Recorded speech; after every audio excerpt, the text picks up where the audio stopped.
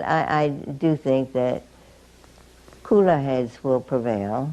I hope sooner rather than later. The president is elected for 4 years, not 3 years, so the power that he has in year 3 continues into year 4, and maybe some members of the Senate will wake up and appreciate that that's how it should be. Okay.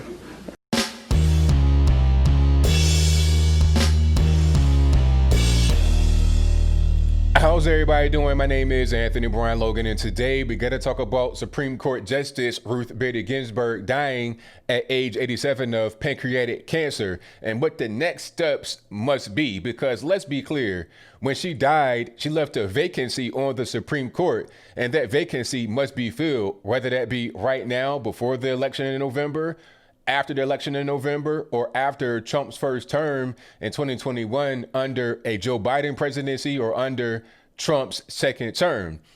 Now, before I get into that, I just want to say rest in peace to Ruth Bader Ginsburg. Obviously, she was a stone cold stomp down liberal, and I'm a conservative, and we don't agree at all politically, but I respect her for being a Supreme Court justice, and that's it. Prayers out to her family. Hopefully they'll be able to move on and live productive lives, and they can cherish her memory. Having said all that, we got to move on with life. All right. Life does not just pause. Life does not stop because someone died. That's not how it goes. OK, you have a vacancy. It'd be the equivalent of a job where somebody's working, they quit, they get fired, they pass away. You have to put someone else in their role. There's nothing personal, nothing against the person that died or quit, got fired, nothing against them, but it's about the company. And the company that we're talking about is our beautiful country and the US of A. We got to keep this whole thing rocking. We cannot leave the court just vacant like that because that may or may not have been her dying wish. Her granddaughter allegedly said that Ruth Bader Ginsburg did not want her seat to be filled until after the election. That's great to have dreams and wishes and goals, but guess what? That's not how we govern as a country. We don't govern that way. What we do is look at the law, look at what's legal, and look at what could be done to have things go. That's just the way it is.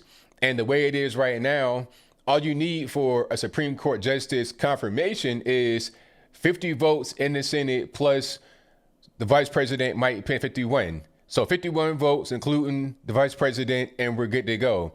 And currently we have it. I think there might be 2 GOP senators not really on board, maybe 3, but I know 2. That's Lisa Murkowski and Susan Collins, if I'm not mistaken, up in Maine.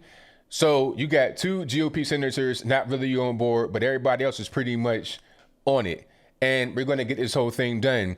I saw Trump today on Fox News say that he'll have a nominee by Friday or Saturday. And we're going to go ahead and get this whole thing rocking. We got plenty of time. 70% of Supreme Court justices have been confirmed in under 45 days, which is what we have right now until the election. 70%. So we got plenty of time to get this whole thing done. Like Trump said today on Fox, if it was like a day before the election, that'd be a little bit different. But this is September. We have until November when the election is. So we got plenty of time. We'll take all of October. We can get it done really by October the 15th, in my humble opinion. How long does it really take? I mean, we had a short list for quite a long time because Ruth Bader Ginsburg has been sick for quite a long time. She had been missing court and she had been kind of like phoning it in for a long time. She had cancer, recurrent bouts of cancer, different surgeries. It's like, okay, it's just a matter of time. Unfortunately, she's 87 years old. You can't live forever. All right. That's actually a very long life that she lived. And again, rest in peace. We got to keep this whole thing rocking. Now, the left, you're going to see them a lot talking about hypocrisy. And Lindsey Graham said, use my words against me, because he said back in 2016 that we shouldn't confirm Barack Obama's pick, Merrick Garland, for the Supreme Court after Scalia died, because it was last year of his presidency and we just shouldn't do it. And he said that even if the president was Republican in 2016, he said the same thing under their final year of their first term. But check it out. What he said doesn't even really matter. This whole hypocrisy thing is irrelevant because be clear, be crystal clear. If the Democrats had the Senate in 2016, which they didn't, but if they did, they would have confirmed Merrick Garland. Rather than having Neil Gorsuch, you would have Merrick Garland. That's a fact. That is a big time fact. The only reason why Merrick Garland did not get confirmed is because we had the Senate on the Republican side. If they had it, they would have done it. All right. So I don't want to hear anything from them. All right. If there were a Democrat president right now and they had a Democratic Senate, they would confirm whoever they want. They would confirm that person before they would confirm that person in November. If RBG died November the 1st, November the 2nd, there would be a confirmed justice right back in that seat. That's facts. Oh, and beyond that, even if Trump was to wait until after the election, he does not end his first term until January 2021. And like you saw at the beginning of this particular video, Ruth Bader Ginsburg herself said that the president is elected for 4-year terms, not 3. So you're going to take your whole term to do what you're going to do. All right. That's the way it's supposed to be. And that was in 2016 after her friend Scalia died. All right. So I don't hear nothing about no Democrats talking about hypocrisy. So what? You could call it what you want to, but this is the way things got to go. We got the Senate, and that's the only reason why Merrick Garland didn't get confirmed. And that'll be the reason now that we have Amy Coney Barrett or whoever the next justice is confirmed. And speaking of the left being crazy and not really having room to talk about hypocrisy, let's go back to 2018 and the whole Brett Kavanaugh thing. Oh my goodness.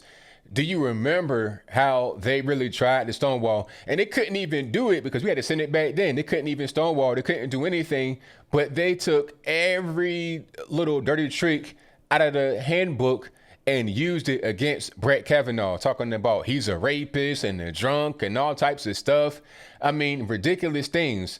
And shout out to Brett Kavanaugh and just being a good, they picked the worst possible guy to try to attack that way. The worst possible guy. Okay. And talking about drunk rapists, he had like 100 women sign a letter and go on TV talking about how great of a man that Brett Kavanaugh is and what kind of a friend he was for them back in their teenage, high school, college years. Okay. Friends from his neighborhood, friends from church and everything else. I mean, they picked the worst possible guy to try to attack, but they did it.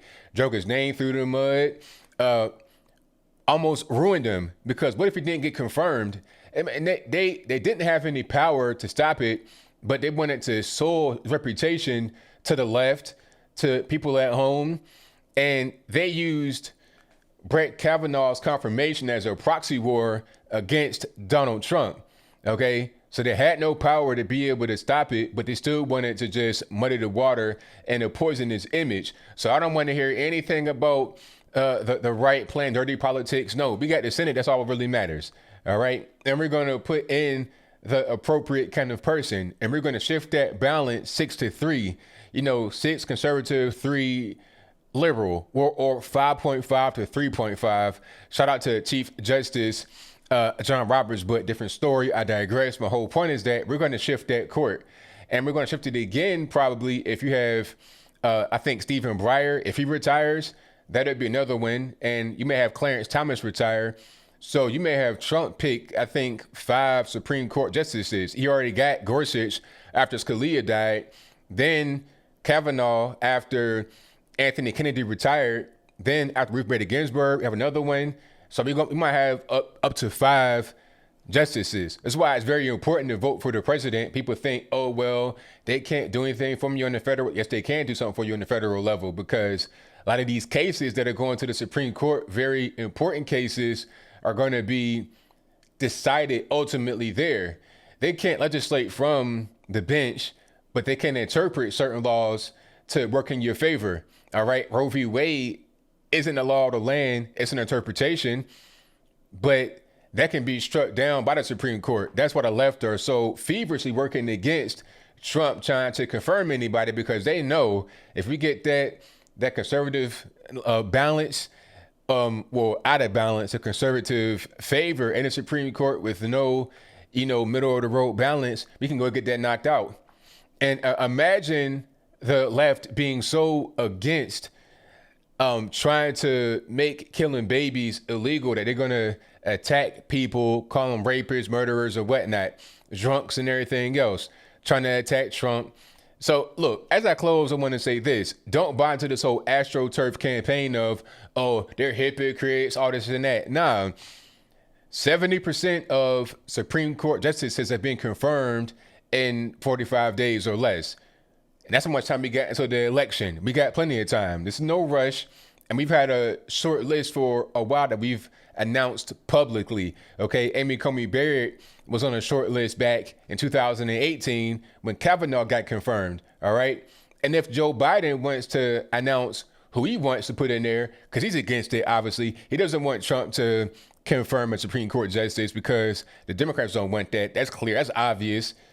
But if he has a list, go ahead and put it out. As a matter of fact, he should have been put out a list. Why not? If you got confidence you're going to become the next president, put out a list. But maybe they don't want to do that, because if they do that, then that'll show the American people what kind of nation they want to have. They want to uphold Roe v. Wade. They want to have LGBTQ, ABCDEFG rights for all kind of groups, not just regular gay normies. I'm talking about transgender deer, transgender deer, a person that identifies as a transgender animal, like going around eating grass. Okay, they want to put people in court that will have those kinds of individuals just confirmed, and you don't want anything like that. You want normalcy brought back to the country. Even those that want to vote for a Joe Biden, they may identify as Democrat, liberal, they don't want to go to the extreme that Joe Biden would go.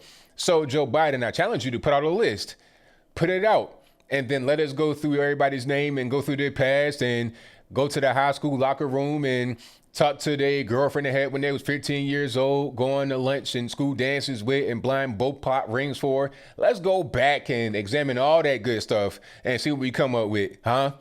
And same way they try to do with Brett Kavanaugh, only to have big time egg on their face. And they got egg on their face this time.